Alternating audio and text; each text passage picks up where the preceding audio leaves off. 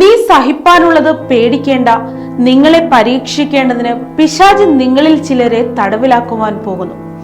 10 ദിവസം നിങ്ങൾക്ക് ഉപദ്രവമുണ്ടാകും. മരണപര്യന്തം വിശ്വസ്തനായിരിക്ക, എന്നാൽ ഞാൻ ജീവകിരീടം നിനക്ക് തരും. വെളിപ്പാട് 2:10.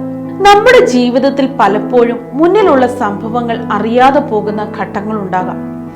ചിലപ്പോൾ രോഗം, നഷ്ടം, സാമ്പത്തിക ബുദ്ധിമുട്ടുകൾ, കുടുംബ പ്രശ്നങ്ങൾ അല്ലെങ്കിൽ മറ്റെന്തെങ്കിലും കഠിന സാഹചര്യങ്ങൾ നമ്മുടെ മുന്നിൽ നിൽക്കും. ഭാവി അനിശ്ചിതമാകുമ്പോൾ ഭയം സ്വാഭാവികമായി വരും. എന്നാൽ ദൈവത്തിന്റെ വാക്ക് നമ്മോട് പറയുന്നത് ഭയപ്പെടരുത് എന്നാണ്. പ്രശ്നങ്ങൾ ഉണ്ടാകില്ലെന്നല്ല, മറിച്ച് അവിടുന്ന് നമ്മോടൊപ്പം ഉണ്ടാകും എന്നതാണ് വാഗ്ദാനം.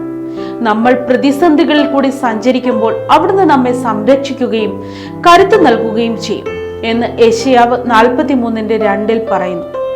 ഭയം പലപ്പോഴും നമ്മുടെ മനസ്സിൽ ശത്രുവിന്റെ ആയുധമാണ്. ഭയം നമ്മെ വിശ്വാസത്തിൽ നിന്ന് പിന്നോട്ട് തള്ളുകയും ദൈവത്തിന്റെ പദ്ധതികളെപ്പറ്റി സംശയിപ്പിക്കുകയും ചെയ്യും.